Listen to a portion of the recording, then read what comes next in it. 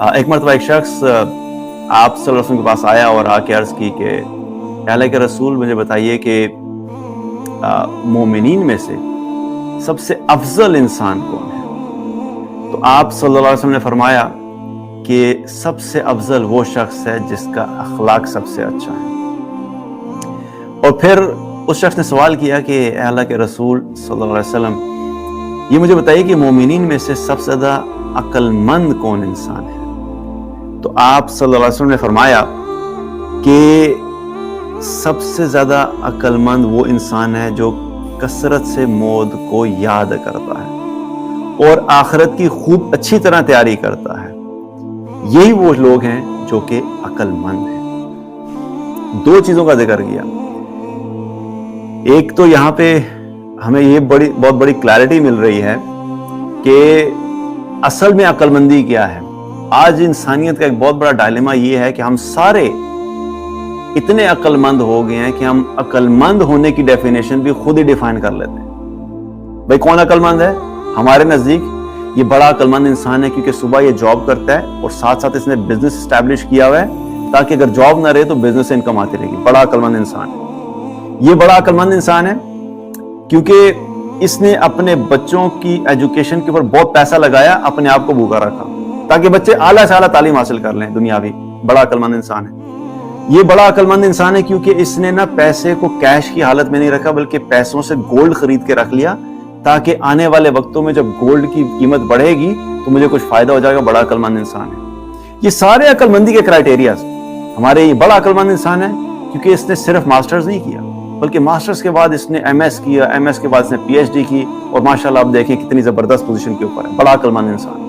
ये तो हमारे अक्लमंदी के क्राइटेरिया। अल्लाह के नबी सल्लल्लाहु अलैहि वसल्लम क्या फरमा रहे हैं? अक्लमंद कौन है? इसमें से किसी एक चीज का भी जिक्र नहीं है।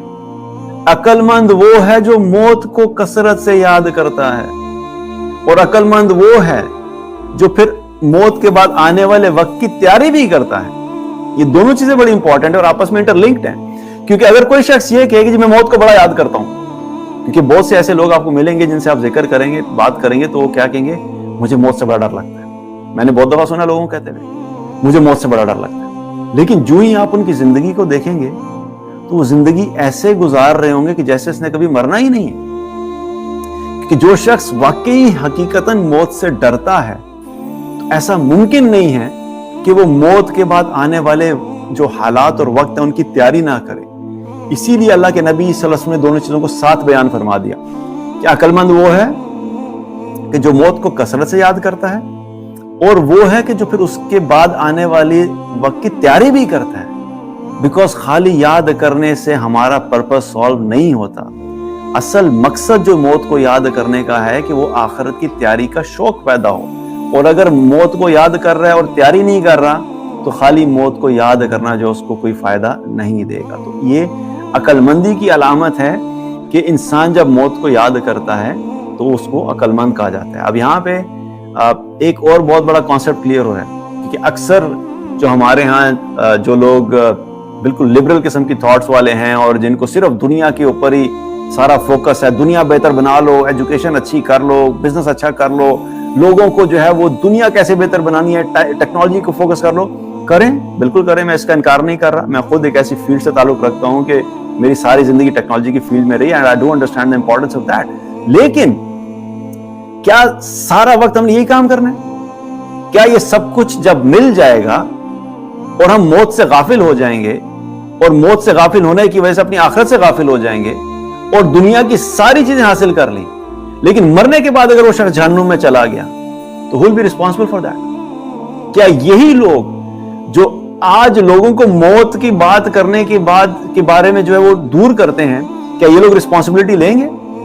हम में से हर इंसान को इस चीज को जो है वो सोचना चाहिए कि हम किसकी बात सुन रहे हैं। जो बंदा बात कह रहा है उसकी वैल्यू क्या है, उसकी क्रेडिबिलिटी क्या है, उसकी साख्त क्या है, उसकी बात की जो है वो वेटेज क्या है। क्योंकि एक तरफ ये दुनिया के सारे हमारे पास सारे ओपिनियंस हैं और सारी बातें हैं और दूसरी तरफ हमारे पास अल्लाह के नबी सल्लल्लाहु अलैहि वसल्लम की हदीस है।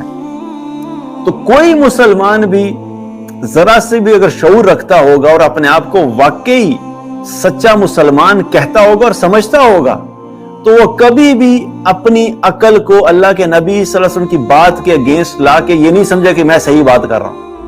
اور سننے والوں کے لیے بھی امپورٹنٹ ہے کہ یہ اس قسم کی جو باتیں سن کے ہمارے ذہنوں کو جو ہے وہ کرپٹ کیا جاتا ہے, اس میں ایک پوائزن ڈالا جاتا ہے, اور میں یہ نہیں کہہ رہا کہ کانشیسلی کیا جاتا ہے, کیونکہ جو شخص خود جاہل ہوگا اس کو اچھا لگے گا کہ اس کے ارد گرد سارے جاہل ہوں, کیونکہ یہ ایک کانسیپٹ ہوتا ہے نا کہ انسان اگر اس کے پاس ایک چیز نہیں ہے اور اس کے سوشل سرکل میں باقی لوگوں کے پاس آ گئی تو وہ آکورڈ ہو جائے گا, وہ اپنے آپ کو جو ہے نا ایک عجیب سمجھے گا. تو وہ کیا کرتا ہے, یا تو پھر وہ بھی کوشش کر کے وہ چیز حاصل کر لے جو سب کے پاس ہے, تاکہ ایک سملر گروپ کے اندر رہتے ہوئے جو ہے وہ ایک ہارمنی ہو اور وہ اپنے آپ کو بھی ایک اچھی طریقے سے کیری کر سکے اور اس کی سیلف اسٹیم جو ہے وہ سیٹسفائیڈ ہو. ایک طریقہ تو یہ ہے.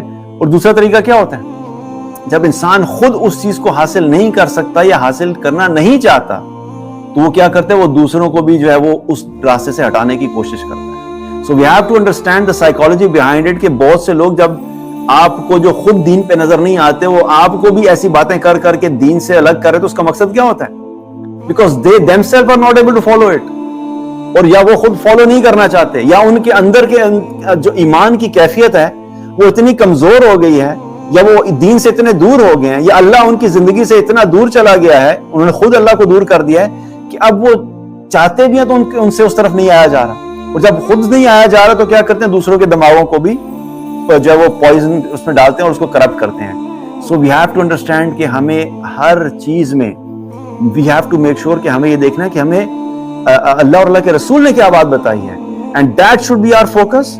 اور ہمارے لیے فائنل ورڈکٹ جو وہی ہونا چاہیے. عقل مندی کی بات کیا ہے کہ اپنی دنیا کے کام سارے رکھیں جاری. میں یہ نہیں کہہ رہا, آپ سکلز بھی سیکھیں, اور میں بالکل پروموٹ کرتا ہوں کہ ہمیں بحیثیت مسلمان ایک سٹرونگ مسلم ہونا چاہیے, اور ہمیں دنیا کے اندر بھی اپنے آپ کو سٹرونگ بنانا چاہیے.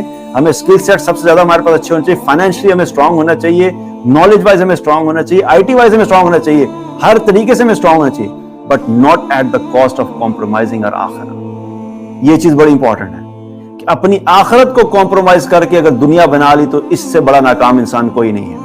کامیاب انسان وہ ہے جس نے اپنی دنیا پہ بھی فوکس کیا, آخرت پہ بھی فوکس کیا, اور میک شور کیا کہ جب دنیا اور آخرت میں سے کسی ایک چیز کو کمپرومائز کرنا پڑ رہا ہے تو اس نے اپنی دنیا کو کمپرومائز کر لیا, اپنی آخرت کو کمپرومائز نہیں کیا. اس لیے عقل مند انسان وہ ہے جو اپنی آخرت کی تیاری بھی ساتھ ساتھ کرتا ہے, and that's something which we have to make sure کہ ہم موت کو یاد بھی کریں اور آخرت کی تیاری بھی کریں.